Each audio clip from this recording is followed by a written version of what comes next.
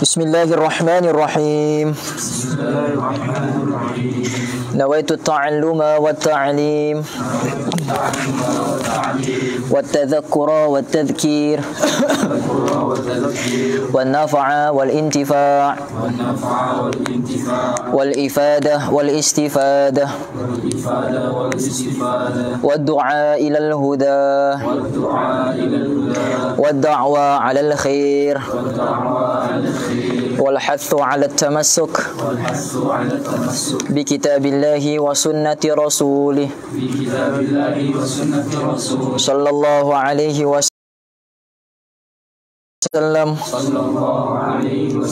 ولا حول ولا قوة إلا بالله العلي العظيم. Kita insyaAllah, jadi pada malam ini kita akan mulakan satu pengajian kitab yang baru sempena PKP 3.0 ni. PKP 1.0 kita sudah khatam 2 kitab. Kan? Aikal, kitab apa? Muta'alim dengan Hidayatul Hidayah. Kau pernah dengar kitab Muta'alim? Ta'limul Muta'alim. Nah, kita sudah khatam 2 ni, Ta'limul Muta'alim dengan Bidayatul Hidayah. Okey, jadi insya-Allah PKP yang ini pula kita akan khatamkan, usaha untuk khatamkan. Dah janji ya, insya-Allah kita khatamkan, tapi insya-Allah boleh ni sebab dah banyak 30 berapa? 34 muka surat siap. Insya-Allah. Kitab yang bertajuk Tadhkirah.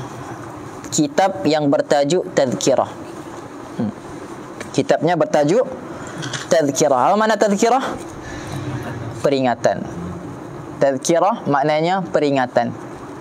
Ingat, bila disebut dalam bahasa Arab, bila ada huruf ta di hadapannya, dia membawa makna dengan kata sifat. Kata sifat. Contohnya perkataan apa? Balagha, sampai. Kan?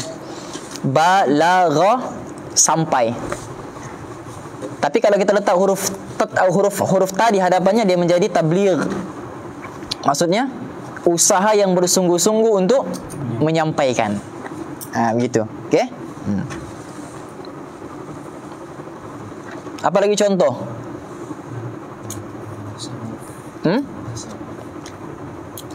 Kan tasawuf. Bolehlah. Tadhkirah maknanya apa? Usaha yang bersungguh-sungguh untuk memberi peringatan ataupun menerima peringatan. Jadi tadhkirah ni maknanya peringatan. Peringatan yang kita terima. Jadi orang yang memberi peringatan, dia kena bersungguh-sungguh untuk memberi peringatan, dan orang yang menerima peringatan pula, dia kena bersungguh-sungguh untuk terima peringatan. Faham? Sebab itu di dalam kitab Minhajul Abidin, siapa karang? Minhajul Abidin, bukan Minhajul Talibin. Minhajul Talibin kitab fiqh, Minhajul Abidin kitab tasawuf. Siapa karang? Minhajul Abidin. Sebelum belajar kitab Ihya Ulumuddin, kena belajar Minhaj dulu. Minhajul Abidin. Siapa karang? Al-Imam Al-Ghazali rahimahullah. Okey, pengarang kitabnya Al-Imam Al-Ghazali. Dalam kitab Minhajul Abidin, apa namanya? Imam Ghazali bagi tahu 3 tanda orang yang hatinya bersih. Orang yang hatinya bersih ni, dia ada 3 tanda di dalam hati dia. Di dalam diri dia. Ada 3 tanda hati orang yang bersih. 3. Apa dia? Yang pertama sekali, apabila dia melakukan dosa, hatinya rasa resah gelisah. Ini ciri yang pertama. Apabila dia melaksanakan dosa, apabila dia melakukan kemaksiatan, dia rasa resah, dia rasa gelisah. Ini tanda yang pertama. Okay. Ada tak kita tanda yang pertama ni? Okay. Kita muhasabah diri kita. Kita mutarjim. Kita ni mutarjim diri kita sendiri. Kita penterjemah kepada diri kita sendiri. Jadi kita tengok ada tak 3 ciri ni ada pada diri kita. Yang pertama, apabila dia melakukan dosa, dia rasa gelisah. Sabitlah dalam hadis Nabi berkata apa? In sarratka hasanatuka wa sa'atka sayyi'atuka fa anta mu'min. Apabila kamu gembira dengan kebaikan yang kamu lakukan dan rasa sedih dengan kemaksiatan yang kamu lakukan, fa anta mu'min, kamu orang yang beriman. Nampak tak? Jadi dia gembira dengan ibadat, dan dia rasa sedih dengan maksiat. Gembira dengan ibadat, sedih dengan maksiat. Itu yang pertama. Yang kedua, dia rasa syok beribadah. Dia ada rasa lazzatul ibadat. Dia ada rasa kelazatan ibadah. Dia ada rasa kelazatan dalam ibadah dia. Sembahyang dia rasa nikmat, baca Quran dia rasa lazat, zikir dia rasa sedap. Nampak? Ini syok dia di dalam ibadah. Masa Ustaz belajar, masa awal-awal Ustaz belajar di Semenanjung dulu, ada satu orang kawan Ustaz, dia hadiahkan satu kitab bahasa Melayu, Ibadat Selazat Coklat. Dia punya nama kitab dia tu. Beribadat selazat coklat. Maknanya dia menggambarkan rasa manisnya ibadah tu. Faham? Rasa manisnya ibadah ni dia tidak datang dari luaran, dia akan datang daripada dalaman. Faham? Kalau dalaman kita tidak kuat, dalaman kita tidak respon, datangkanlah apa-apa unsur luar pun tidak akan membantu. Faham? Mau sembahyang, mau doa, YouTube, ding ding ding ding ding ding, ya Allah. Tak ada tu, faham? Ya, jelas tak? Tak akan membantu. Faham? Dia mesti ada di dalam, hadir daripada diri dia. Faham? Bila hadir daripada diri ni, tak payah perlu ada unsur luar untuk mensyokkan ibadah yang dia buat. Faham? Suatu ulama dulu daripada Isya sampai kepada subuh sembahyang tak henti-henti. 2 rakaat. Suatu Nabi kata solatul laili masna. Sembahyang malam ni 2 rakaat. Nabi tidak tetapkan had bilangan berapa banyak pun kau buatlah. Yang penting 2 rakaat.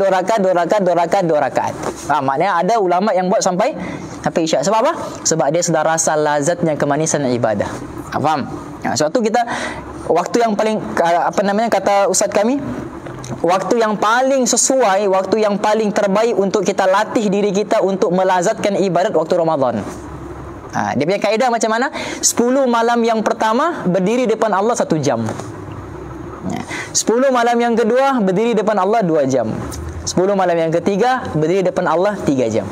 Ini kaedah yang ulama tetapkan. Sampai satu tahap Allah akan bagi kita apa?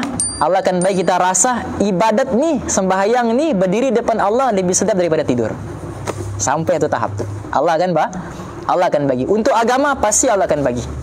Faham ni? Jangan kita kata Ustaz tak larat lah. Tak. Bergantung kepada keinginan kita. Kenapa mata kita ni bila baca Quran, baca 1 muka surat rasa mengantuk sudah. Kan? 1 muka surat mengantuk, 2 muka surat tertidur. Padahal 1 muka surat berapa minit? 5-10 minit je kan? Tapi kenapa mata kita boleh respon 60 minit, 90 minit tengok bola tanpa rasa mengantuk? Sebab apa? Sebab keinginan kita. Keinginan kita mau tengok benda tu. Jadi Allah, untuk dunia pun Allah bantu kekuatan mata kita untuk tengok benda dunia. Apatah lagi orang yang keinginannya untuk buat benda akhirat. Faham? Mustahil Allah tidak akan bantu. Untuk dunia Allah bantu, mustahil untuk akhirat Allah tidak bantu. Jadi Allah akan bantu bergantung kepada kita punya innallaha la yughayyiru ma biqaumin hatta yughayyiru ma bi anfusihim. Allah tidak akan ubah nasib sesuatu kaum melainkan kaum itu ubah dirinya sendiri terlebih baru Allah akan bantu. Itu dia punya kaedah. Bukan mau tunggu hidayat daripada Allah, bukan mau tunggu taufik daripada Allah. Kita dulu kena ada rasa keinginan untuk berubah, baru Allah akan bantu. Faham? Itu tanda yang kedua, dia rasa lazat di dalam ibadat. Yang ketiga apa? Dia apabila menerima peringatan, hatinya terbuka dengan luas, lapang hatinya menerima peringatan tersebut. Itu dia punya tanda.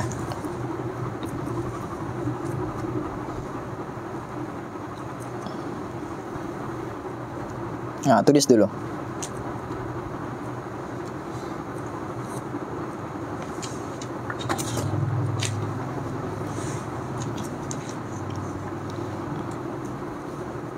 Okey.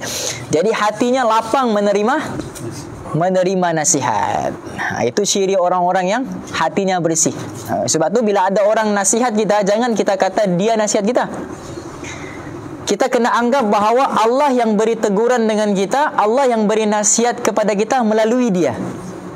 Begitu. Faham? Seperti mana seorang anak diberi rezeki oleh oleh Allah melalui kedua orang tua, seperti itu juga kita kena anggap Allah tegur kita, Allah nasihat kita melalui orang. Faham? Yang bagi rezeki anak kita siapa?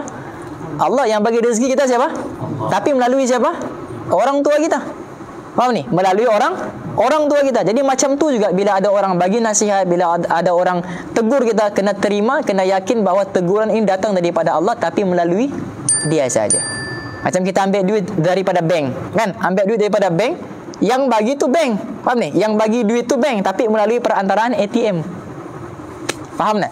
Jadi ini tiga tanda ciri orang yang hatinya bersih. Kata Sayyidina Umar, i'lamu anna man nasahaka faqad ahabbaka.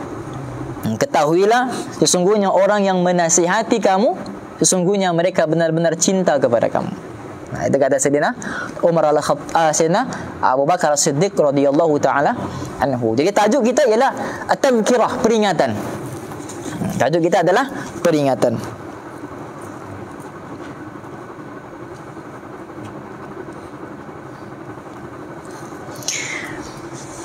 At-tadhkirah, inilah sebuah risalah yang sangat kecil, dinamakan dia tadhkirah. Jadi ulama ni yang karang ni dia ada sifat tawadhu'an minhu, sikap tawadhu' yang sangat tinggi. Faham? Sebab apa? Sebab dia bagi tahu di awal kitab ni, ini ialah sebuah risalah yang sangat kecil. Dia bukan kecil, sangat kecil. Kalau dalam bahasa Arab dipanggil tasghir. Tasghir maknanya sangat kecil. Faham? Kalau kecil saghir, kalau tasghir sangat kecil lagi. Faham? Jadi tawaduk dari pengarang ni bagi tahu ini sebuah risalah yang sangat kecil. Faham? Padahal kalau kita baca kitab ni, dia punya faedah dia besar, tapi dia tetap kata risalah ini sangat kecil. Kita baru karang pantun sudah bangga. Wah, padahal pantun 4 kerat siap pun. Faham ni? Sudah bangga. Ini karang risalah. Sebab tu kitab, biasanya kitab-kitab begini kita tidak sebut kitab, kita sebut risalah. Faham? Dia itu risalah. Yang dinamakan dia tadhkirah li dzawil afkar. Apa dia dzawil afkar? Bagi mereka-mereka yang berfikir. Kejap Abi, ada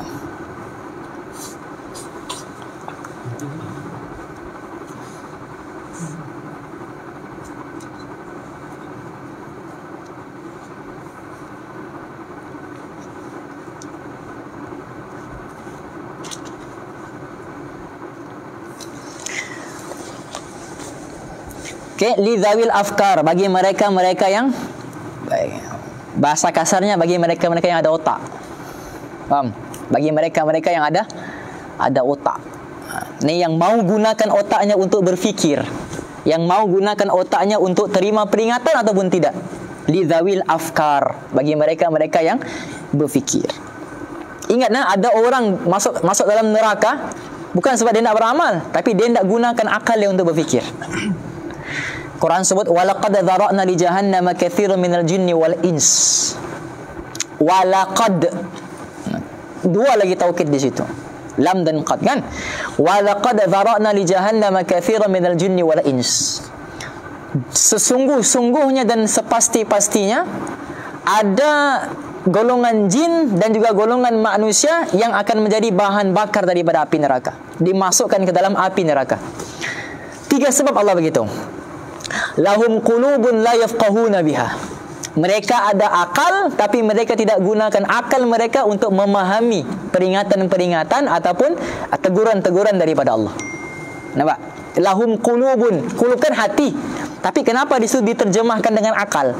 Sebab untuk memahami sesuatu perlu kepada akal. Akal yang memahami, akal yang membaca, hati yang merasa. Faham? Jadi kena dengar baru dapat faham. Kata Ustaz kami apa? Dengar, tulis, baca, faham, amal, sampaikan. Faham? Dengar. Bila sudah dengar, tulis. Bila sudah tulis, baca. Bila sudah baca, fahamkan. Bila sudah faham, amal. Bila sudah amal, sampaikan. Macam mana mau tulis kalau nak dengar? Faham? Macam mana mau tulis kalau tak dengar? Faham ni? Macam mana mau baca kalau tak tulis? Macam mana mau faham kalau tak baca? Macam mana mau amal kalau tak faham? Macam mana mau sampaikan kalau tak amal? Faham ni? Jadi itu dia punya kaedah. Mau faham kena dengar dulu.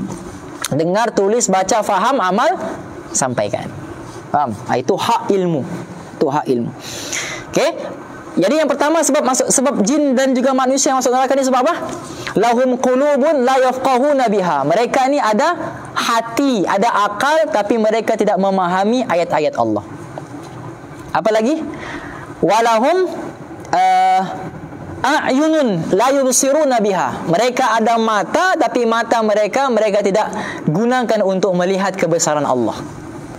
Faham? Walahum adhanun la yasma'una biha. Mereka ada telinga tapi telinga mereka tidak gunakan untuk mendengar tentang ayat-ayat Allah.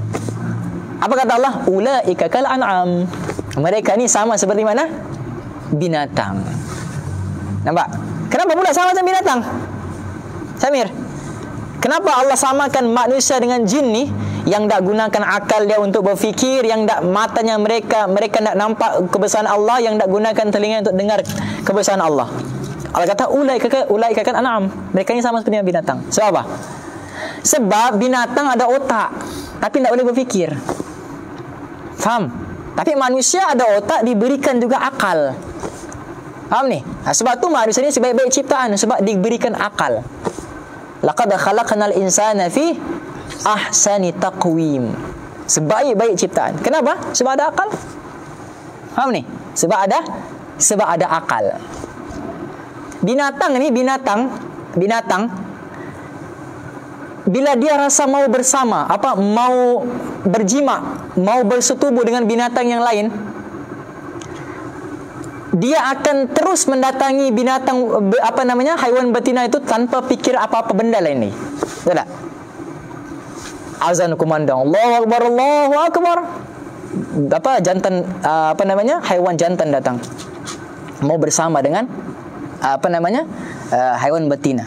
Tengah azan. Pernah kau dengar haiwan betina kata azan? Ada kan? Sodor. Faham ni? Dia akan terus. Faham ni? Sebab apa? Walaupun tengah azan, dia tak peduli. So dia mana ada akal. Faham? Tapi orang yang Allah berikan akal, dia tengah azan, dia mesti tahu, oh, ini seruan Allah. Ini panggilan Allah. Aku ada keperluan, aku ada pekerjaan yang perlu aku tunaikan di hadapan Allah sebelum Allah panggil aku balik. Faham? Itu di zawil afkar, orang-orang yang gunakan akal dia untuk berfikir. Balhum adhal. Bahkan Allah bagi tahu lagi, mereka ni sama seperti mana binatang, balhum adhal, bahkan lebih sesat lagi daripada binatang.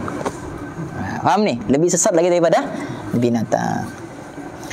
Fima yamurru bil insani minal a'mar. Terhadap apa-apa yang manusia lalui dengannya daripada umur. Itu terjemahnya tu.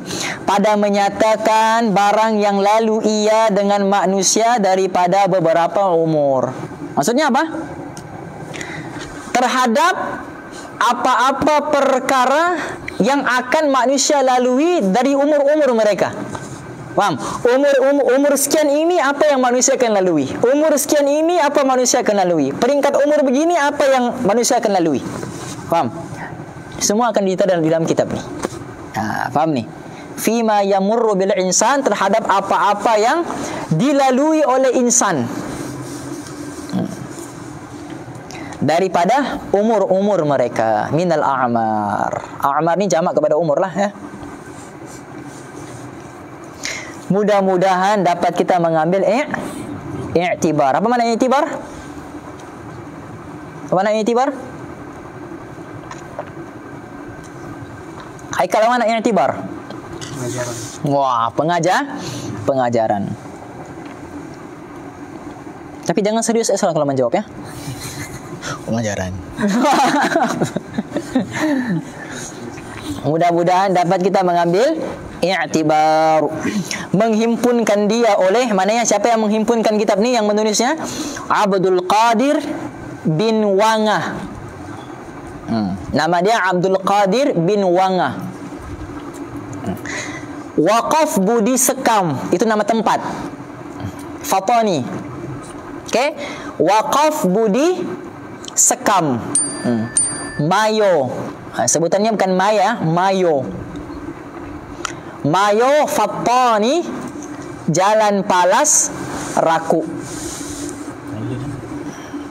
Fattani di Thailand. Okey, al-fattani lah maksudnya. Fattani ni nama tempat kan? Kalau Melayu kita panggil Patani. Patani Thailand. Okey. Timanya Fattani. Abdul Qadir bin Wangah, waqaf budi sekam, mayo fattani, jalan palas raku. Ini penting nih. Tengok di bawah tu. Dipungutkan kebanyakannya daripada sabilul azkar wal i'tibar. Maksudnya apa? Maksudnya, dengar dulu. Maksudnya, isi kandungan kitab ni, isi dia di dalam ni, poin-poin penting dia di dalam ni, kebanyakannya diambil daripada satu kitab yang namanya Sabilul Azkar wal I'tibar. Siapa karang? Al-Habib Muhammad bin Alawi Al-Haddad. Habib Muhammad Abdullah bin Alawi Al-Haddad. Habib Abdullah Al-Haddad. Apa kitab yang kita belajar di Sempurna Asrul? Guna kitab tu? An-Nasaih Ad-Diniyah wal Wasaya Al-Imaniyah. Inilah pengarang dia. Sabilul Azkar wal I'tibar.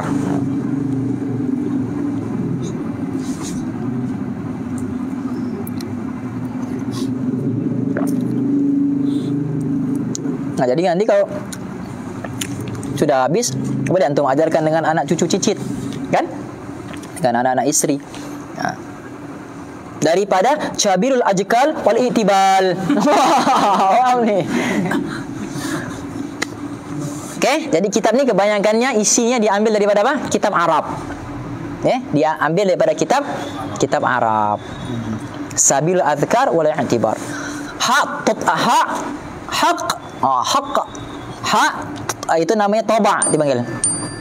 Toba' ni mana apa? Cetakan. Faham? Kalau orang tanya, kau punya kitab Abu Khari itu toba' mana? Toba' lahum laku. Faham? Toba' ni mana cetakan. Faham? Orang tanya, Bukhari, kau punya kitab Bukhari ni toba' mana? Mana cetakan mana? Darul Minhaj kah? Darul Hadith kah? Faham ni? Darul Falah kah? Maktabah Taufikiyah kah? Itu. Toba' ni mana cetakan. Faham? Okey? Masuk muka surat yang kedua. Faham ni? Faham ni? InsyaAllah. Tazkirah.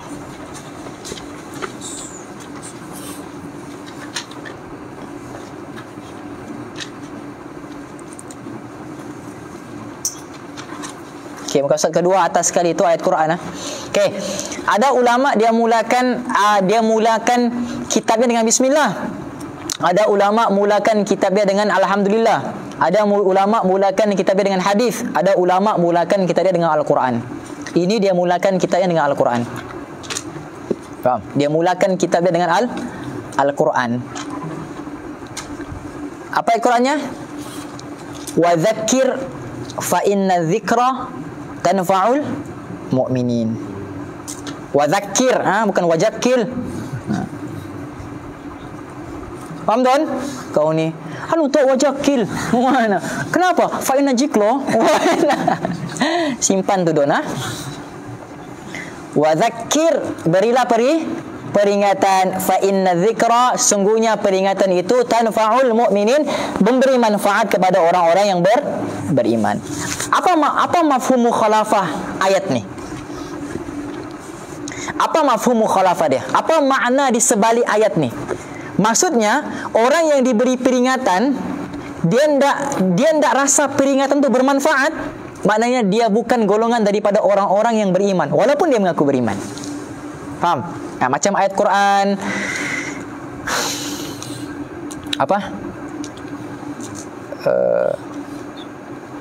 yang mengimarakan masjid ni. Ingat tak Rofi?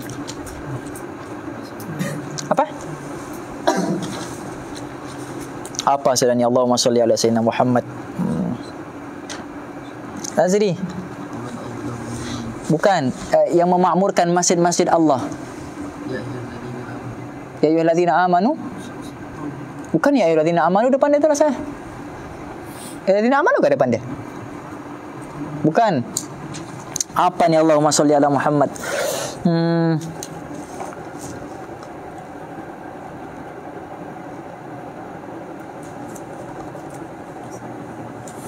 May ya'muru masajidallah apa? Lepas tu? Bukan ya ayyuhallazina amanu. Tu Bible tu.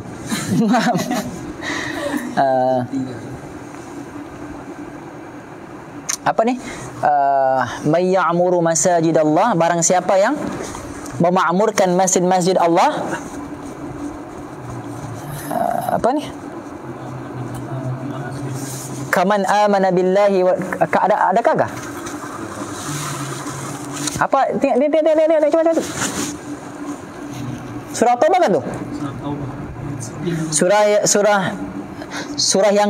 yang ke-9 ayat 60. Ha? Innama. Faham? Innama ya'muru masajidallah man amana billahi wal yawmil akhir. Faham? Bangga dia tu. Hampir terbang. Bangga. Innama. Okay? Innama ya'muru masajidallah. Tengok ya ayat ni. Innama ya'muru masajidallah. Sesungguhnya orang-orang yang memakmurkan masjid Allah. Innama ni maknanya hanya dia saja. Faham? Innama. Okay? Innama dipanggil adatul hasli dalam bahasa Arab. Adatul hasli. Innama ya'muru masajidallah man amana billahi wal yawmil akhir. Sesungguhnya orang-orang yang memakmurkan masjid Allah ialah orang yang beriman kepada Allah dan beriman kepada hari akhir. Maknanya apa? Maknanya yang beriman kepada Allah dan hari akhirat, dia akan makmurkan masjid Allah. Maknanya kalau orang tak beriman dengan Allah dan tidak beriman dengan hari akhirat, dia tidak akan makmurkan masjid Allah. Itu dipanggil mafhum mukhalafah namanya. Faham? Jadi ini wadzakir fa inna dzikra tanfa'ul mu'minin. Berilah peringatan karena sungguhnya peringatan itu bermanfaat bagi orang yang beriman. Jadi kalau kita tak rasa peringatan itu bermanfaat, maknanya apa? Maknanya belum sempurna keimanan kita. Faham? Belum sempurna kita punya keimanan. Okey? Wa dzakir fa inna dzikra tanfa'ul mu'minin.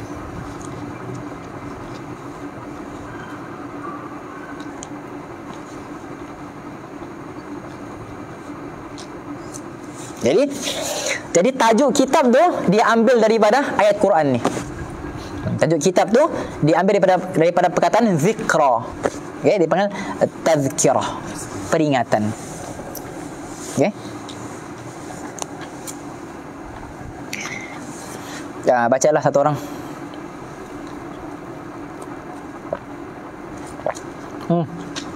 Cepat baca. Bismillah dulu. Bismillahirrahmanirrahim. Alhamdulillahil wahidil qahharil azizil ghaffari. Wassalatu wassalamu ala abdihi wa rasulihi sayyidina wa maulana Muhammadin Mustafal Mukhtari wa ala ahli baitihi at-tayyibin al-athhari wa ashabihi al-muhajirin wal ansari wa tabi'in lahum bi ihsanin ila yawmin qisamin nasi ila fariqaini, fariqun fil jannati wa fariqun fin nar. Okey. Alhamdulillahil wahidil qahharil azizil ghaffar. Jadi dia bagi tahu situ segala puji bagi Allah. Dia punya terjemah di bawah tu ya, tapi nanti Ustaz terangkan satu-satu. Alhamdulillah al-wahid. Satu sifat dia bagi tahu 4 sifat Allah situ. Okay, segala puji bagi Allah. Al-Wahid, Al-Qahhar, Al-Aziz, Al-Ghaffar. Itu 4. Okay. Puji-puji bagi Allah Ta'ala, Tuhan yang satu. Al-Wahid, satu. Okay. Lagi yang amat mengerasi. Amat mengerasi maknanya keras. Al-Qahhar maknanya apa? Yang perkasa. Itu. Okay. Yang gagah lah. Al-Qahhar ni maknanya gagah, keras. Kan kalau kita tumbuk orang tak bergerak dia, "Ui, gagah kau ni." Faham? Al-qahar, mana mengeras, "Ui, keras kau ni." Kan? Kalau kita rembat dia punya kaki, tak sakit kakinya. Itu dipanggil gagah. Kuat, keras dia. Dipanggil al-qahar. Jadi dia terjemahkan perkataan al-qahar tu dengan perkataan keras. Faham ni? Mengerasi. Keras. Gagah lah ni maksudnya. Faham? Kuat. Okey. Kemudian lagi yang menang. Faham? Dia terjemahkan apa yang menang tu? Al-Aziz. Al-Aziz ni dalam bahasa Arab maknanya perkasa. Faham? Sudahlah gagah, perkasa lagi. Faham ni Don? Sudahlah gagah, perkasa lagi. Faham? Kalau kita nampak orang tu bertumbuk, dia menang, kita kata, "Oi, hebat dia ni." Sebab dia menang. Faham? Macam Khabib lawan apa namanya tu? McDonald. Apa? McGregor kan? McGregor. Menang Khabib kan? Kita kata dia ni kuat. Sebab apa? Sebab dia menang. Faham? Dia panggil Aziz sebab dia perkasa lah, dia menang. Faham ni? Gitu. Jadi diterjemahkan yang menang ni kepada Al-Aziz. Faham? Maknanya tak ada satu kuasa pun yang boleh mengalahkan kuasa Allah. Faham? Kuasa apapun kau guna, Saitama sekalipun, faham ni, tetap juga kuasa Allah menang. Faham? Okay? Tidak bergeraknya sesuatu kerana Allah tidak izinkan dia bergerak. Faham? Tidak tetapnya sesuatu melainkan Allah tetapkan dia bergerak. Faham ni? Tidak beranjak daun daripada rantingnya melainkan diizinkan oleh Allah. Tidak bergerak pasir di lautan melainkan diizinkan oleh Allah. Tidak meletup sesuatu yang meletup melainkan izin Allah. Tidak meletup sesuatu yang tidak meletup melainkan dengan izin Allah. Faham ni? Itu dipanggil Al-Aziz. Okay? Jadi itu kita punya akidah sepatutnya. Yang bagi manfaat Allah, yang bagi mudarat. Kita jumpa ular hidup dengan jumpa ular mati. Macam mana iman kita? Orang yang iman dia tinggi macam Khalid Al-Walid, orang yang akidahnya memang kuat. Faham? Macam nabi-nabi kita. Di hadapan mereka sama saja. Faham? Ular hidup ke, ular mati ke, dua-dua sama. Tak bagi manfaat, tak bagi mudarat. Kita jumpa ular mati boleh aksen. Jumpa ular hidup cuba tengok. Faham? Jumpa ular mati tak boleh angkat lagi gini kan? Cuba jumpa ular hidup, boleh tak tempat begitu? Tak, sebab kita masih anggap yang hidup ni memberi bekas, yang mati ni tidak memberi bekas. Faham? Tapi orang yang yang akidahnya sahih. Faham? Akidahnya bulat. Dua-dua sama. Tak bagi manfaat, tak bagi mudarat. Yang hidup tak bagi manfaat, tak bagi mudarat. Yang mati tetap juga tak bagi manfaat, tetap juga tak bagi mudarat. Cuma ya, jangan kita kharqul adah, jangan kita mencari adat. Iya kau Ustaz, iya. Di mana ada taman buaya sini? Wah, kau terjun situ, Talengong nama dia. Paham deh? Jadi jangan juga mencari adat. Paham? Secara adatnya yang mati itu mungkin, yang hidup ni mungkin boleh sengat kita, mungkin boleh gigit kita dengan bisa dia. Paham nih? Itu dia panggil adatnya pula. Secara ada. Sebab itu kalau kita belajar akidah, sebelum belajar masuk bab akidah, dia akan belajar hukum akal dulu. Faham nih?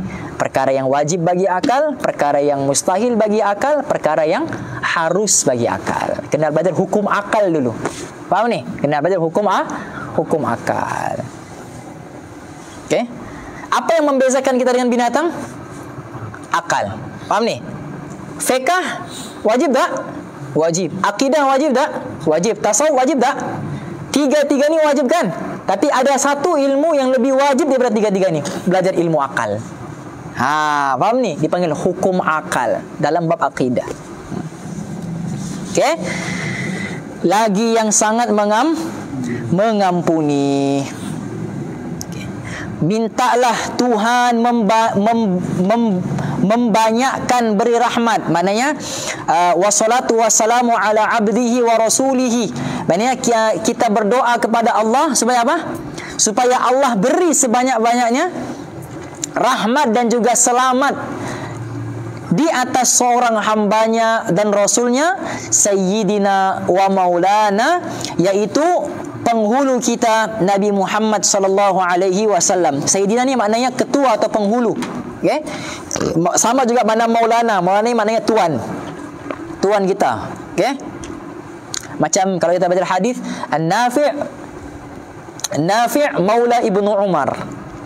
Nah, Nafi' maula Ibnu Umar. Nafi' tuannya Ibnu Umar. Begitu. Maknanya dia ni hamba, tuannya itu. Begitu. Okey.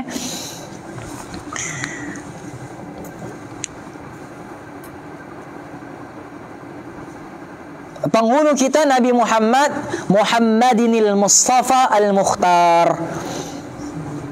Penghulu kita Nabi Muhammad sallallahu alaihi wasallam yang dipilihi, mana yang terpilih lah tu, okey. Ini kita bahasa fatwa ni, biasalah ni, ya. Yang dipilihi kan? Faham kan? Yang dipilihi dan juga wa ala ahli baitihi at-tayyibin al-athhar, dan juga di atas. Di ni maknanya ke, ya. Di dengan makna ke atas. Baca di atas tapi dengan makna ke atas. Okey. Dan juga ke atas ahli rumahnya. Ahli baitihi ni makna ahli rumah ni makna apa? Keluarga. Okey. Ahli rumahnya yang baik-baik. Tayyibin makna yang baik-baik, al-athhar yang suci-suci, wa ashabihil muhajirin wal ansar, dan juga di atas sekalian sahabatnya yang berpindah mereka turut sama ke Madinah, yang turut sama Nabi ke Madinah. Mana yang muhajir lah tu? Kenapa? Dia terjemah muhajir tu apa? Dia terjemah muhajir tu, kalau kita terjemah ke apa, dan ke atas sahabat muhajirin dan ansor gitu saja kan. Tapi dia terjemah muhajirin tu, dia terjemah betul-betul. Okey. Di atas sekalian sahabatnya, sekalian yang berpindah mereka itu turut sama Nabi ke Madinah. Maknanya muhajir ni maksudnya apa? Golongan yang berhijrah daripada Mekah ke Madinah. Faham?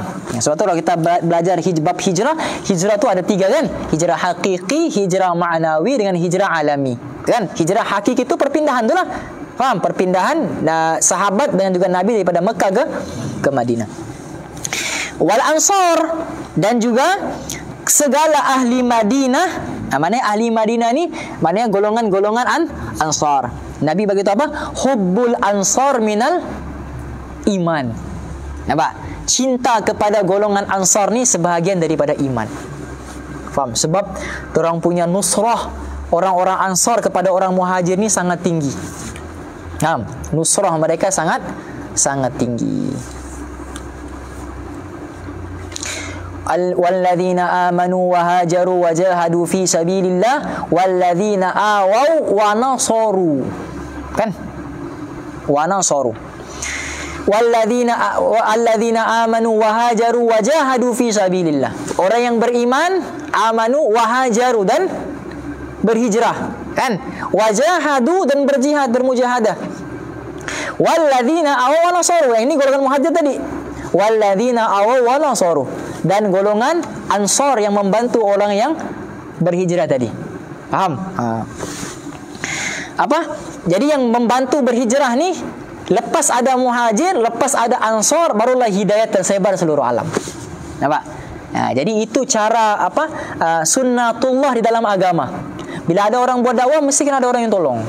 Faham? Tak boleh buat sendiri, mesti ada orang yang tolong. Panggil nusrah, dia panggil. Okey. Jadi orang ansar punya nusrah ni bukan alang-alang. Faham? Orang muhajir ni datang sehelai sepinggang, tak ada bawa apa-apa. Faham? Hanya ada santapan makan sikit je. Datang sehelai sepinggang pergi kampung orang. Faham ni? Orang ansar punya cinta dengan orang muhajir ni, orang dia tak ada rumah. Orang ansar ni ada 2 rumah. Bagi tahu kau mau pilih yang mana? Yang mana antara 2 ni? Mana yang kau suka, itu kau ambil. Ya, Pak. Kau rumah yang cantik ni kau mau ambil. Dia ada 2 isteri, dia suruh pilih mana isteri yang kau mau. Yang cantik kau mau, ambil. Yang bidak aku. Sampai begitu sekali. Sebab tu Nabi kata hubbul ansar minal, cinta kepada orang ansar sebahagian daripada iman. Sebab apa? Sebab mereka punya pertolongan tu yang luar biasa. Faham ni? Jadi kalau kita mau mau Nabi sabdakan juga ke atas diri kita, cinta kepada kita ni sebagian daripada iman, kena banyakkan bantu orang lah. Faham? Bantu orang yang buat dakwah, bantu orang yang sebarkan agama, bantu orang yang menuntut ilmu agama. Okey. Apa lagi? Wattabi'ina lahum bi ihsanin ila yaumi inqisamin nasi ila fariqaini. Dan juga sekalian yang berpindah mereka itu dan juga di atas sekalian yang mengikutkan akan mereka itu dengan beriman hingga hari terbahagi manusia kepada dua puak. Wah, sedap ayat dia ni kan? Biasa kita baca lahum bi ihsanin ila yaumiddin kan? Ini lahum bi ihsanin ila yaumin qisamin nasi ila fariqain.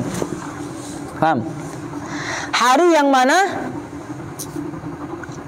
yang mana manusia akan terpecah kepada dua bahagian, dua pecahan. Fariqun fil jannati wa fariqun fin nari. Okay? Dua puak, satu puak di dalam syurga dan satu puak di dalam neraka. Itu hari itu. Suatu kita ni kena minta. Ustaz kami kalau dia mula kuliah, Ustaz Fadli Al-Yamani. Ustaz Syauqi kenal kan? Ni abang dia. Ustaz Fadli Al-Yamani. Dia sekali mula kuliah dia akan baca satu ayat. Dia akan kata, dia punya muqaddimah lah. Dia akan kata alhamdulillah, segala puji bagi Allah. Nashkurullah ayyajma'ana fi hadzal makan al-mubarak. Segala puji bagi Allah yang telah menghimpunkan kita di tempat yang barakah ini.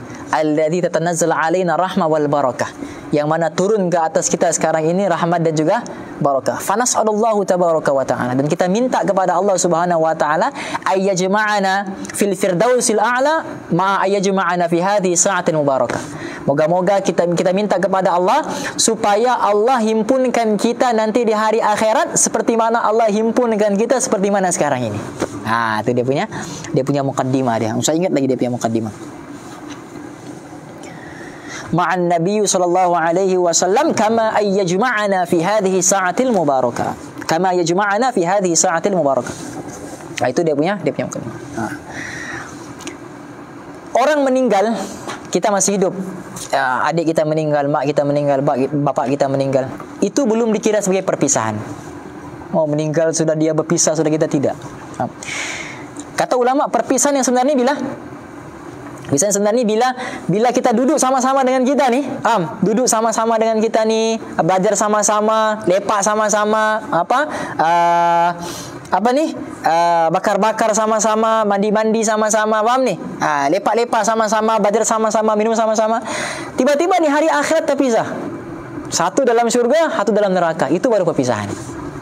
Faham? Itu baru perpisahan yang sebenar. Kalau itu kematian itu bukan perpisahan. Itu perpisahan yang sementara. Di perpisahan yang sebenar, bila mana satu orang kawan kita di dalam syurga, satu orang lagi di dalam neraka. Faham? Itu baru namanya perpisahan. Itu pentingnya kawan yang beriman nih. Sebab di antara salah satu syafaat di hari akhirat ialah kawan tu boleh tarik kita masuk ke dalam syurga. Nampak? Tiba-tiba masuk syurga apa semua kan? Amin. Assalamualaikum. Syurga juga kau? Iya. Perangai macam Dajjal kau tahu tak di dunia dulu? Salam. Ustaz mana Ustaz? Malim mana malim? Tak ada malim. Kamu tu di surga sudah tu. Cari-cari malim apa semua, tak jumpa. Jangan bersedih. Okey? Masa tu malim di tingkat atas. Faham? Surga atas. Okey? Kamu di bawah mana? Di atas kan? Tapi di atas baru di bawah. Apa kau ingat aku masuk neraka?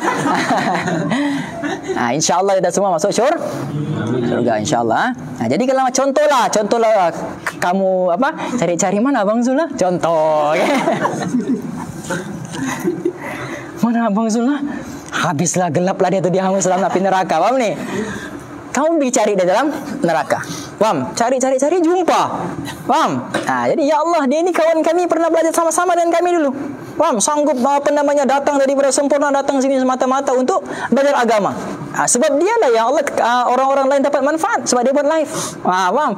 Yang tengok live tu di surga Allah. Yang buat live juga di neraka. Faham ni? Ya Allah, tolong bagi syafaat dia. Allah akan apa? Allah akan bagi tahu bawa kaum sahabat dia masuk dalam syurga. Itu pentingnya sahabat yang beriman. Faham? Jangan cari sahabat yang mengajak kita ke dalam bagus-bagus masuk syurga, ditarik balik masuk dalam neraka sebab dia punya kawan tu. Faham ni? Itu pentingnya sahabat yang beriman. Faham ni? Itu kena cari kawan yang beriman. Okey?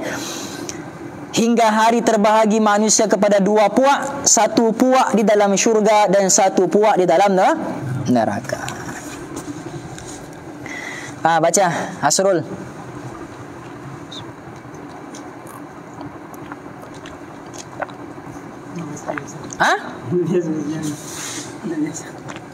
Bagi kita Arab. Baca saja.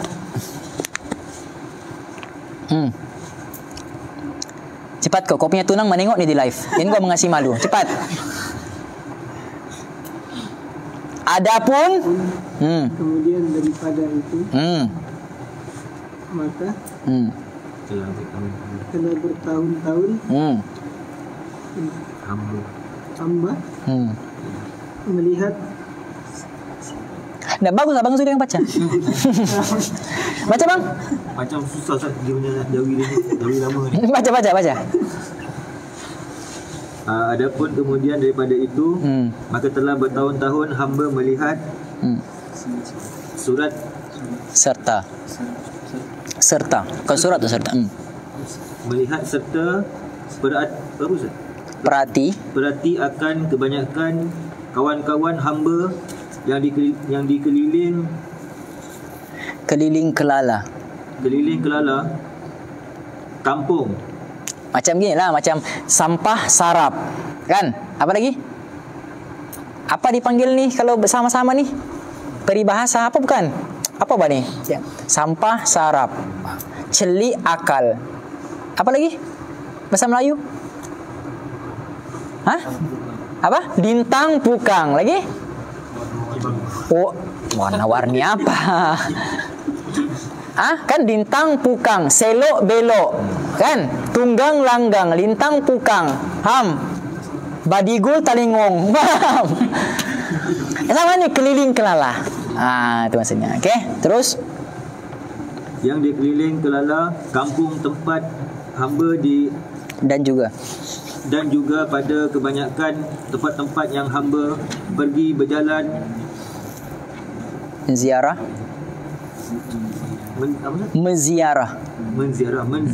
dan menunaikan hajat-hajat hamba dan lain-lain lagi, maka hamba mendapatkan orang-orang awam pada tempat-tempat itu. Nampaknya sangat-sangat kasih kepada negeri dunia ini. Okey, bas. Okey. Adapun kemudian daripada itu, koma. Ini jawi lama ya. Jika jawi lama ni kebanyakan ayat dia sambung. Macam dan juga tu, tengok. Dan juga dia sambung kan. Dan dia pecah tu, dan juga. Habis dia sambung dan juga. Okey. Yang dikeliling, yang tu dia sambung dengan di sekali. Itu jawi lama tu. Okey. Adapun kemudian daripada itu, amma ba'du dah tu kan, amma ba'du. Maknanya selepas dia bertabarruk dengan ayat Quran, selepas bismillah, selepas alhamdulillah, selepas selawat. Okey. Telah bertahun-tahun hamba melihat serta perhati. Faham? Melihat ni sekejap. Faham? Melihat ni tengok begini, ini melihat namanya. Tapi kalau perhati ni lama. Faham? Sebelum polis mau ambush tempat tu, dia mesti perhati dulu. Bukan sehari, 2 hari. Lama kan? Mungkin seminggu. Faham? Mungkin dua minggu. Faham? Mungkin 1 bulan. Dia perhati dulu. Sudah tahu gerak gerinya, ambush. Faham? Tu masa Ustaz jadi komando dulu lah. Dia kan perhati dulu. Kan? Melihat biasa. Melihat serta perhati. Maknanya dia tengok betul-betul orang tu. Ini sifatnya begini, ini sifatnya begini, ini sifatnya begini. Faham ni? Serta perhati akan kebanyakan kawan-kawan hamba. Dia tengok kawan dia. Okay? Yang dikeliling kelala kampung tempat hamba. Mana tempat dia tinggal, tempat dia belajar. Faham? Dia tengok semua kawan-kawan dia ni. Faham? Ini sifatnya begini, ini sifat dia begini, ini sifat dia begini. Dia ulama kan? Dia tengok begini. Kan setiap kita ni ada pengajaran yang apa? Setiap orang ni dia ada baik dan buruk dia. Jadi kita tengok apa baik kawan tu, apa buruk kawan tu. Baik kita ambil, buruk kita jadikan sempadan. Faham ni? Jadi dia tengok baik buruk kawan dia. Okey? Tempat hamba dan juga pada kebanyakan tempat-tempat yang hamba pergi berjalan menziarah. Okay? Tempat-tempat yang dia pergilah, pergi Sempurna ke, pergi KK ke, dia pergi ziarah tempat tu. Okay? Dan menunaikan hajat-hajat hamba. Okay? Dan lain-lain lagi, maka hamba mendapatkan. Nah, ini pun di antara tawaduk pengarang ni, dia nisbahkan diri dia sebagai hamba. Faham? Kalau kita saya kan, saya ini saya, enggak, dia letakkan dirinya hamba. Faham ni? Hamba. Maknanya apa level yang paling rendah di kalangan manusia ni hamba lah. Faham? Subhanalladzi asra bi 'abdihi. Maha suci Allah yang memperjalankan. Kenapa Allah tidak kata maha suci Allah yang memperjalankan nabi, yang berjalankan rasulnya, yang berjalankan nabinya, yang memperjalankan Muhammad? Tapi Allah letak abdun. Faham? Padahal perintah yang mau diterima ni perintah yang paling tinggi. Tapi kenapa waktu Allah panggil tu Allah tak panggil subhanalladzi asra bi rasulihi, subhanalladzi asra bi nabiyhi, tapi Allah kata subhanalladzi asra bi 'abdihi, dengan hamba. Level yang paling rendah di kalangan manusia mau terima perintah yang paling tinggi. Kata ulama apa? Sebab apa? Sebab hanya mereka yang rasa dirinya hamba saja yang boleh sempurnakan perintah Allah ini. Tu faham ni? Tu dia letakkan diri dia hamba. Maka hamba mendapatkan orang-orang awam. Okey, awam. Pada tempat-tempat itu nampaknya sangat kasih kepada negeri dunia ini. Okey. Seolah-olahnya pada bawakan mereka itu, bawakan apa maksudnya? Bawakan ni maksudnya gini, seolah-olahnya pada pemikiran mereka itu, fahaman mereka itu. Bawakan ni maknanya fahaman ataupun fikiran. Okey? Seolah-olahnya pada bawakan mereka itu, disinilah kampung tempat mereka itu yang sejati. Sejati ni mana apa? Kekal. Faham? Seolah-olah dunia ini tempat yang kekal. Macam syair. Siapa? Imam Syafi'i. Kan? Dalam macam syair Imam, inna lillahi ibadan futana talaqud dunya wa khaful fitana nazaru fiha falamma alimu annaha laysat lihayyin watana. Faham? Dia melihat bahawa apa? Nazaru fiha falamma alimu. Mereka melihat dunia ini bukan tempat untuk tinggal, tapi tempat untuk ditinggalkan. Itu kata-kata Imam Syafi'i itu. Faham? Lekat tu tak di dalam di cermin kamu. Inna lillahi ibadan futana. Sesungguhnya bagi Allah itu ada hamba-hamba yang bijaksana. Talaqud dunya wa khaful fitana. Mereka lah orang-orang yang telah mentalakkan dunia daripada kehidupan mereka. Apa makna mentalakkan dunia? Hilang dunia, tidak rasa sedih. Faham? Orangnya kata orang, macam mana kita mau tahu kita ni ahli dunia atau ahli akhirat? Macam mana kita mau tahu kita ni ahli dunia ke ahli akhirat? Kata ulama, senang saja. Waktu kita dapat duit, kan? Waktu kita dapat duit kemudian kita beri kepada orang. Waktu kita beri orang tu kita gembira ke tidak? Kita terima duit gembira tak? Gembira, okey? Adakah kegembiraan kita tu sama seperti mana waktu kita beri orang duit? Kita terima duit gembira. Waktu kita bagi orang tu, adakah kegembiraan kita tu sama waktu kita bagi orang tu, sama sifat gembira kita itu dengan waktu kita terima duit? Kalau sama, ahli akhirat. Faham? Tapi kalau kita bagi orang, rasa macam berat mau bagi. Tak sama rasa gembira waktu terima duit tu dengan waktu membagi orang. Itu tanda ahli dunia. Faham ni? Itu tanda mau tahu kita ni ahli dunia atau ahli akhirat. Faham?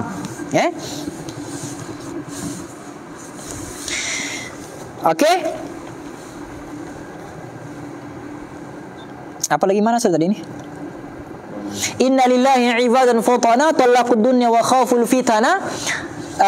Mereka telah mentalakkan dunia. Maknanya apa? Macam satu hadis yang dhaif. Sebagian ulama kata ini bukan hadis. Ini kalam. Apa? I'mal lidunya ka'annaka ta'ishu abadan wa'mal lil akhirati ka'annaka tamutu ghadan. Beramallah untuk kehidupan dunia seolah-olah kamu hidup selama-lamanya. Dan beramallah untuk kehidupan akhirat seolah-olah kamu mati esok. Kata, maknanya Nabi suruh kita cari dunia. I'mal lidunya ka'annaka ta'ishu abadan. Carilah dunia, bekerjalah untuk dunia seolah-olah hidup. Maknanya kena ambil kan untuk hidup selama-lamanya kan? Maknanya kena kerjalah banyak kali. Tak, bukan itu maksudnya. Waktu belajar hadis ni Ustaz kami bagi tahu, maksud hadis ni bekerjalah untuk dunia seolah-olah hidup selama-lamanya. Maksudnya kalau terlepas peluang dunia hari ini jangan risau, esok ada lagi. Sebab selama-lamanya. Untuk dunia selama-lamanya, esok ada lagi, lusa ada lagi. Jadi kalau terlepas peluang dunia hari ini jangan risau, esok ada lagi. Esok ada lagi, lusa ada lagi, lusa ada lagi. Tapi jangan terlepas kehidupan akhirat. Ka'annaka tamutu ghadan. Sebab esok kau meninggal. Kalau untuk akhirat kena fikir begitu. Aku belum zikir lagi bani. Faham ni? Inilah hari last untuk kau berzikir. Kalau kau nak zikir hari ini, besok kau meninggal sudah. Untuk akhirat kena fikir begitu. Faham ni? Kita kena beramal begini. Kita kena beramal sampai satu tahap kita rasa kalau kita tidak amal benda tu kita rasa macam tidak selamat. Contoh, Sayyidul Istighfar. Nabi kata siapa yang baca waktu pagi, meninggal waktu petang, terus masuk syurga tanpa hisab. Siapa yang baca waktu petang, meninggal waktu malam, terus masuk syurga tanpa hisab. Siapa yang baca doa ni pada waktu malam, meninggal waktu pagi, terus masuk syurga tanpa hisab. Apa doa dia? Sayyidul Istighfar. Kan Allahumma anta rabbi la ilaha illa anta khalaqtani wa ana abduka, sampai habis tu. Kita kena beramal sampai satu tahap kita rasa, aku belum baca lagi, petang ni aku belum baca lagi, risau. Faham? Dia sudah baca, tenang. Kalau aku mati pun aku sudah baca. Begitu sepatutnya. Faham? Kita kena beramal sampai tahap begitu. Aku belum baca lagi satu istighfar pagi ni. Aku belum baca lagi petang ni. Cepat-cepat baca. Bila sudah baca, baru rasa lega. Lega dengan amal. Begitu patut dia. Faham ni? Aku nampak Portugal lawan anu semalam. Tengok ulangan, tak sama bah. Faham ni? Sedih pula dia. Faham ni? Dia sedih pula. Tapi untuk agama tak pula begitu. Faham ni? Berapa ramai yang bangun malam tengok bola tapi tak buat 2 rakaat. Faham? Apalah salahnya kan tengok bola 60 minit 2 rakaat lah.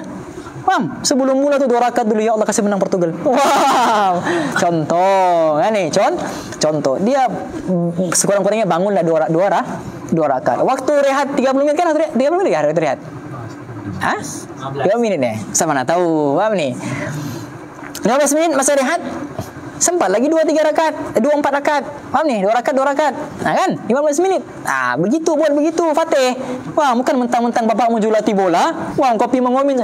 Begini bah. Buatnya begini nih. Prancis. Tapi mengomin pula di situ. Sekurang-kurangnya 2 rakaat. Bangun malam tu 2. Mulakan dengan 2 rakaat, habiskan dengan 2. Faham ni? Sekurang-kurangnya apa? Sekurang-kurangnya adalah benda akhirat yang kita buat waktu kita buat benda dunia tu. Jangan biarkan benda dunia tu terus begitu saja. Kurang-kurangnya ada benda akhirat yang kita buat untuk backup benda dunia yang kita buat. Faham? Macam juga kita buat gas. Faham? Kita buat gas, sudah pergi jumpa orang, Allah Maha Kuasa, Marut ada kuasa Tuhan di Allah yang bagi sehat, Allah yang bagi sakit, Allah yang bagi makan, macam-macam kita buat. Lepas tu insya-Allah Tuhan nanti di masjid ada kuliah, ada bayan maghrib, tebut datang ya. Ya Tuhan. Apa tu kita nampak keretanya? Wah, cantik kereta Tuhan. Tuhan sudah cita akhirat. Dia sudah bawa orang tu fikir akhirat, dia pergi ubah lagi pergi fikir dunia. Anda? Wah, kita Tuhan lah. Bagus, cantik, mahal ni kan? Anak berapa orang? Nampak? Daripada fikir akhirat terus fikir dunia balik. Kita tak mau begitu.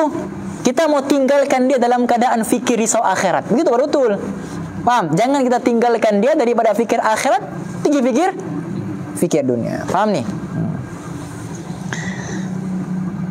Apa lagi tadi tu? Saya masuk ke merepek ni.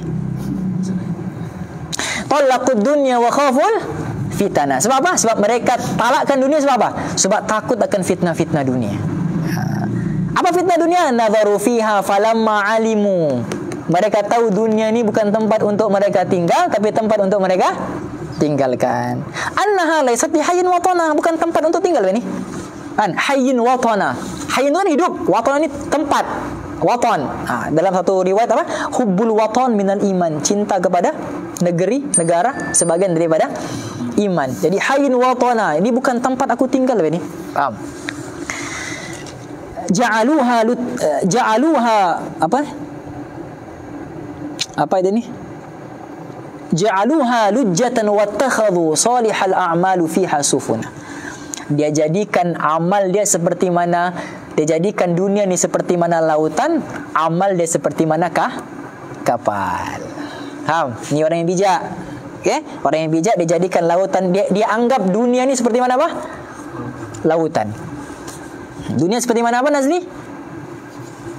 Dunia seperti mana apa? Khayal Dunia seperti mana?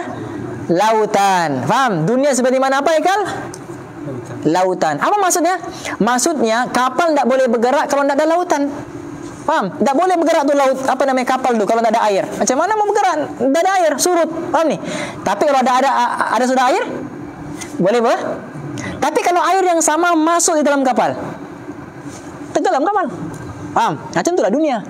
Kita perlukan dunia untuk hidup. Tak ada dunia macam mana hidup? Betul tak? Tapi kalau dunia yang sama masuk dalam hati, karam kita punya hati, hanyut kita punya hati. Faham ni? Okay? Jadi dunia seperti mana perumpamaannya lautan, amal-amal tu seperti manakah kapal untuk menyeberangi lautan. Kata ulama apa? Apa ni? Banyak sudah Ustaz lupa ni. Ni'mal matiyatud dunya fartahiluha tuballikumul akhirah. Sebaik-baik tunggangan yang Allah beri kepada kamu ialah dunia. Sebaik-baik tunggangan yang Allah beri kepada kamu ialah dunia. Fartahiluha, naikilah dunia itu. Tuballikumul akhirah, dia akan sampaikan kamu kepada kepada akhirat. Apa maksudnya? Maksudnya kalau kita bawa benda yang buruk, keputusan kuda itu akan bawa kita kepada tempat yang buruk. Kalau kita bawa benda yang baik, kuda itu akan bawa ke tempat yang baik. Itu maksudnya. Okey? Di sini pada bawakan mereka itu, pada fahaman mereka itu, disinilah kampung tempat mereka itu yang sejati, yang kekal, yang sudah dan yang kekal. Mereka itu, maksudnya apa? Maknanya mereka itu kekal di situ, tinggal di situ, seolah-olah bukan orang tu betul-betul i'tiqad itu dunia ni tempat mereka tinggal selama-lamanya, tidak. Tapi bawakan mereka. Walaupun mereka tidak cakap, tapi perbuatan mereka tunjukkan. Kumpul harta itu, kumpul harta ini, kumpul harta itu, tidak sembahyang, tidak puasa. Walaupun mereka tidak cakap dunia ini mereka akan tinggalkan, dunia ini kekal, tapi perbuatan mereka menunjukkan seolah-olah mereka bercakap begitu. Faham ni? Okey. Contohlah, ada orang yang kamu tidak suka masuk masjid. Faham? Kita pun tengok. Faham? Kau tak suka aku kah? Mana ada aku cakap begitu? Betul lah dia nak cakap, tapi reaksi muka dia menunjukkan, menterjemahkan percakapan saya tidak suka kau. Faham? Dia nak cakap, tapi reaksi mukanya tu yang menterjemahkan perkataan yang sepatutnya dia cakap. Faham? Sama lah macam orang ni, dia tidak cakap yang dunia ni tempat mereka tinggal selama-lamanya, tapi perbuatannya tu seolah-olah dia tinggal selama-lamanya di dunia. Itu maksudnya. Faham? Ya?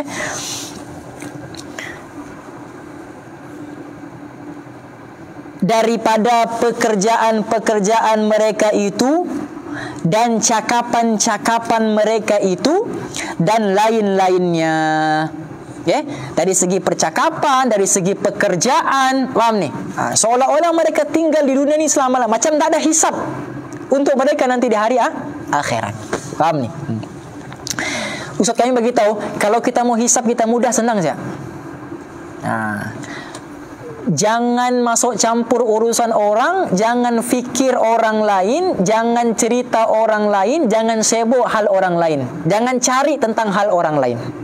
Itu cara dia. Faham? Sebab kita tidak ditanya, kita akan ditanya terhadap apa yang kita buat. Faham? Tapi kita tidak akan ditanya terhadap apa yang kita tidak buat. Faham ni? Kalau kita cuba-cuba mau tahu hal orang, kita akan ditanya terhadap itu. Faham ni? Tahu-tahu kita tidak dihisap, tiba-tiba dihisap sebab ambil tahu hal orang. Faham ni? Jadi jangan. Kalau kita mau hisap kita muda, jangan fikir pasal orang. Biarkan dia. Dan lain-lainnya sehingga tidak sedar mereka itu apakah pekerjaan orang-orang Islam bekerja di dalam waktu zuhur, asar, maghrib, isya, subuh dan lain-lain lagi daripada pekerjaan agama yang dibuat bekal bagi beberapa tempat lagi yang lain daripada negeri dunia ini. Maksudnya apa? Maksudnya, orang ni tak tahu apa patutnya orang Islam buat waktu zuhur, waktu asar, waktu maghrib, waktu isya, waktu subuh. Kan itu waktu orang sembahyang, tapi orang ni tak ada. Faham ni? Sibuk dengan kerja buat orang, sibuk dengan pekerjaan, yang berniaga dengan perniagaannya, yang pedagang dengan perdagangannya, yang pertanian dengan pertaniannya. Seolah-olah tak ada bekal untuk hari akhirat. Itu maksudnya.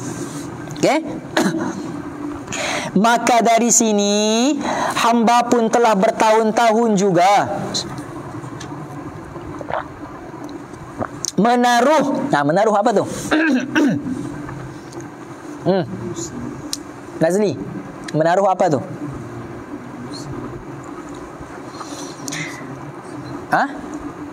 Menaruh rusin. Apa tu rusin? Bahasa Fatani rusin, bahasa kita rungsing. Faham? Rungsingnya mana sakit apa namanya? Fikirlah, sakit kepala kan. Dan telah bertahun-tahun juga menaruh rungsing dan berasa kesiang belas. Ini bukan bugis Kesiang belas ni mana? Kasihan belas. Belas kasihan lah. Nampak? Ini baru betul tuan-tuan. Okay? Ada rasa risau kalau kawannya ndak taat perintah Allah.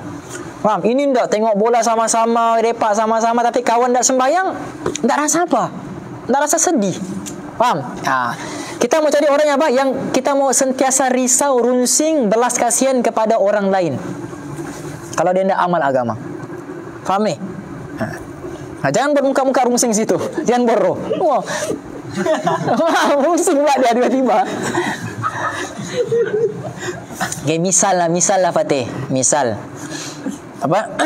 Ada kawan kita ndak sembahyang. Okey? Tiba-tiba rumah terbakar. Apa kita buat? Kita usahakan bangunkan dia. Bangun, terbakar sudah ni. Api dekat sudah kan? Sebab apa? Kita sayang dia. Ini kawan kita. Kita takut dia disambar oleh api. Kenapa kita tidak takut dia dimakan oleh api neraka nanti? Faham ni? Itu kita mau fikir juga. Faham ni? Bukan takut api dunia, api akhirat lebih besar daripada api dunia. Faham ni? Itu kita mau fikir, risau, runsing. Sebab itu kata Sayyidina Ali bin Abi Talib, hammud dunya zulmatun fi qalbi wa hammul akhirah nurun fi qalbi. Sakit kepala, rungsing, risau, bingung. Apa lagi? Fikir tentang urusan dunia. Dunia ini belum selesai, dunia belum selesai, ini belum settle. Fikir dunia saja. Apa kesannya? Zulmatun fi qalbi. Dia akan menggelapkan hati, akan mengeraskan hati. Faham? Wa hammul akhirah, dan fikir tentang urusan akhirat. Faham? Fikir tentang nasibnya di hari akhirat. Macam mana nasibku di hari akhirat nanti? Macam mana aku kena hisab nanti? Macam mana lah mizan? Macam mana lah mahsyar? Faham? Nurun fi qalbi, akan menerangkan hati. Ustaz kami bagi tahu, dia kata apa? Cuba tengok ayatnya, dia kata. Fikir risau nasib kita di hari akhirat akan terangkan hati. Bagaimana pula kalau kita fikir risau nasib orang lain di akhirat? Fikir tentang diri kita sudah terangkan hati. Fikir tentang orang lain pula. Kawanku tidak sembahyang, kawanku belum tutup aurat, kawanku belum lagi ini, kawanku belum lagi ini, kawanku masih main wahui. Faham ni? Risau aku Ustaz, kenapa? Kawanku Ustaz masih main Wahoi. Dia main gembok. Wow. Dia tukang gembok. Ya, dia fikir risau nasib dia dan juga nasib kawan dia di hari ini kita mau fikir risau akhirat. Jelas minta tu. Minta seperti mana Nabi fikir risau umatnya, seperti itu juga kita minta fikir risau kepada umat. Maka hamba pun telah bertahun-tahun juga menaruh rungsing dan berasa kesian belas kepada mereka itu dengan ditilikkan kepada akhir dan hujung-hujung jatuh bagi mereka itu daripada janji-janji Tuhan. Maknanya apa? Menelek ni maksudnya apa? Apa makna ditilik? Ditilik, menelek. Apa makna menelek? Meramal. Faham? Kan ada biasa tu kan bomo kan? Ya, aku ramal kau. Aku telek kau. Faham ni? Meramal. Jadi apa? Kepada mereka itu dengan ditilikkan kepada akhir. Maknanya kita nampak dia ni tak sembahyang, tak puasa, tak apa semua. Dari segi adat dia, orang begini memang tak selamat di hari akhirat ni. Faham? Faham begitu? Bukan maksudnya orang ni bersangka buruk, tidak. Faham? Tetapi secara adatnya. Okay? Dan hujung jatuh bagi mereka itu daripada janji-janji Tuhan nak mengazabkan. Nak ni mana mahu lah. Mahu mengazabkan akan mereka-mereka yang lupa kepada dia. Faham? Apa ayat Quran ni?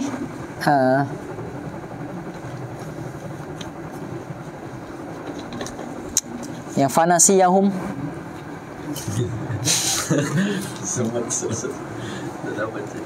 Ini hafiz Quran tapi aduh. Apa ni ayatnya? Mereka lupa kepada Allah di dunia, maka Allah pun lupa kepada mereka di hari akhirat. Don, Allah ada sifat lupa kah?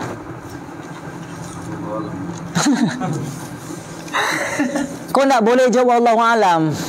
Itu bukti imanmu rapuh. Allah ada sifat lupa kah? Wallahu alam. Mana ada sifat lupa? Sifat lupa ni sifat lemah bagi manusia. Sifat manusia ni lemah. Lupa ni menunjukkan lemah. Ya, kalau Allah ada lupa, maknanya Allah ni lemah. Allah ni bebas daripada kelemahan. Syamil wa kamil. Sempurna dan indah, sempurna, perfect. Lupa ni sifat yang lemah. Jadi Allah ada sifat lupa kah? Mana ada? Tapi kenapa Allah kata mereka lupa kepada Allah di dunia dan Allah pun lupa pada mereka sebagai kiasan? Siapa suruh kau lupa aku di dunia? Hari ini aku lupa je kau. Faham? Maknanya Allah lupa. Maksud Allah lupa ni Allah tidak ambil peduli dengan kau. Oh, kau beramal. Oh, neraka. Faham ni? Contoh. Maksudnya apa?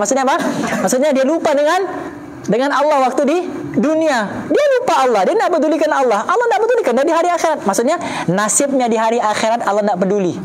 Faham? Kau neraka kah, kau syurga kah, aku tidak akan bagi syafaat. Kalau kau masuk neraka, silakan, fadhal. Faham ni? Itu maksud dia. Faham? Tulis itu, cari ayat tentang lupa tu. Tulis ini. Cari ayat tentang lupa dalam Quran. Tentang Allah melupakan mereka yang melupakan Allah. Nanti balik kamu cari ayat Quran tu. Saya lupa lah. Okay? Yang lupa kepada dia dan derhaka kepada dia. Okay? Derhaka kepada Allah pun Allah akan azab. Dia ingkar akan perintah Allah. Suruh sembahyang tak sembahyang, suruh puasa tak puasa. Maksudnya dia ingkar, durhaka.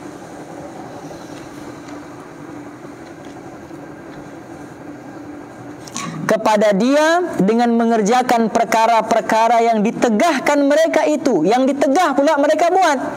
Faham ni? Dan dengan meninggalkan perkara-perkara yang wajib di atas mereka itu. Yang wajib mereka tidak buat, yang haram pula mereka buat.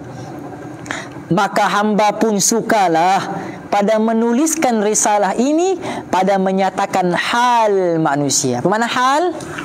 Keadaan manusia daripada awal hingga akhir.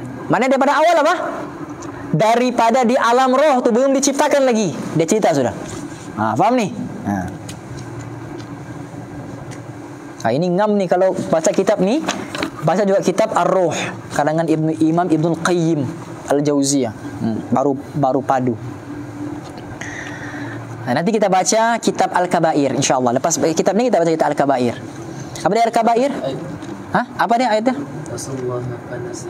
Nasullaha fanasiyahum. Itu ayat berapa? Surah? Surahmu. Surah Munafikun. Surah apa? Surah Munafikun ayat tulis itu Surah Al-Munafikun ayat 27. Berapa? 67. Surah Al-Munafikun ayat 67.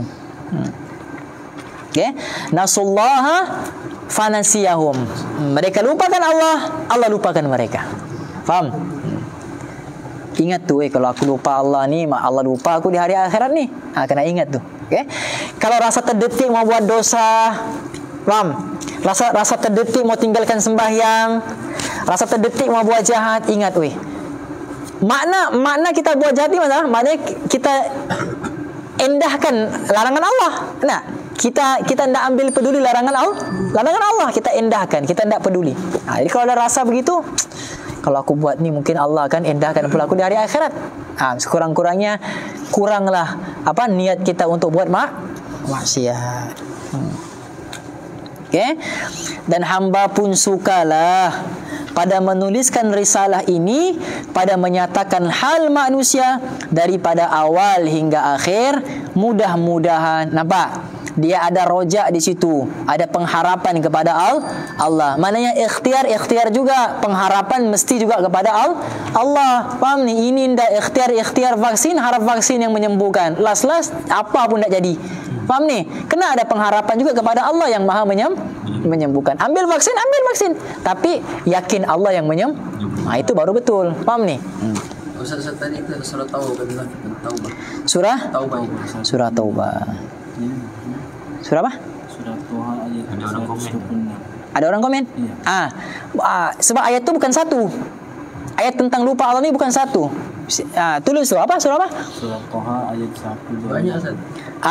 Memang banyak tu. 2, 3, 4, 5, 6, 7, 8. Ambillah 2 ataupun 3. Apa tu? Surah Toha? 126. Surah Toha, surah yang ke-20 ayat 126. Tulis tu. Siapa tu yang komen? Siapa namanya? Open. Iya. Saya Firdaus Sarawi. Betul. Yang tadi ayat Ustaz baca tu Taubat. Okay, jazakumullah khair. Begini yang kita mau kan? Ada orang komen. Okey, surah Toha ayat 120. Jazakumullah khair Firdaus. Semoga Allah bagi keberkatan dalam kehidupan antum insyaallah. Okey. Pada menyatakan hal manusia daripada awal hingga akhir. Mudah-mudahan dengan dia menjadikan satu sebab. Dengan dia tu apa? Mudah-mudahan dengan ini kitab, risalah ini, menjadikan satu sebab bagi sedar mereka-mereka yang tersebut, insya-Allah. Nampak? Dia pun ada pengharapan juga kepada Allah. Jadi di dalam kita berikhtiar, jangan lupa kita bertawakul kepada Allah. Yakin Allah Subhanahu wa taala yang melakukan segala-galanya, yang bagi manfaat, yang bagi mudarat. Nabi Nabi mau ajarkan sahabat Nabi tentang makna tawakal. Faham? Sahabat Nabi ni dia mau pergi sembahyang. Lepas tu dia bawa unta. Dia bawa unta. Lepas tu dia mau pergi sembahyang, untanya dia hendak ikat. Untanya dia hendak ikat. Nabi kata kenapa nak ikat? Dia kata tawakal. Wah, faham? Dia pun lebih bertawakal kepada Nabi. Apa Nabi kata? Ikat kau punya unta, kemudian tawakal. Nampak? Ikat kau punya kuda, kemudian maksudnya apa? Usaha, kemudian tawakal. Faham ni? Kena ada ikhtiar, baru cuma dengan yakin ikhtiar kita tu membawa bekas, memberi kesan. Faham? Ikhtiar akan memberi kesan bila mana Allah mengizinkan untuk memberi kesan. Faham? Begitu juga. Faham ni? Ambil vaksin, ambil. Ikhtiar. Tapi yang menyembuhkan Allah. Itu mana tawakal. Paham? Wallahu a'lam. Jadi moga-moga Allah bagi taufik kepada kita untuk sama-sama ambil i'tibar, kita amalkan dan kita. Jadi kita akan sambung di muka surat yang ketiga di perenggan yang pertama. InsyaAllah. Jadi besok kita sambung insyaAllah. Bismillahirrahmanirrahim. Nawaitu ta'alluma wa ta'alim wa tadhakkura wa tadhkir wa nafa'a wal intifa' wal ifadah wal istifadah wal du'a ila al huda wal da'wa 'ala al khair والحث على التمسك بكتاب الله وسنة رسوله صلى الله عليه وسلم ولا حول ولا قوة إلا بالله العلي العظيم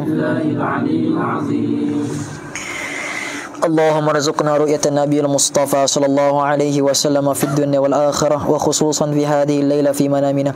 Ya Allah, kurniakanlah kami untuk melihat wajah kekasihmu Nabi Muhammad sallallahu alaihi wasallam di dunia dan juga di hari akhirat, khususnya pada malam ini dalam mimpi-mimpi kami, khususnya pada malam ini dalam mimpi-mimpi kami, khususnya pada malam ini dalam mimpi-mimpi kami.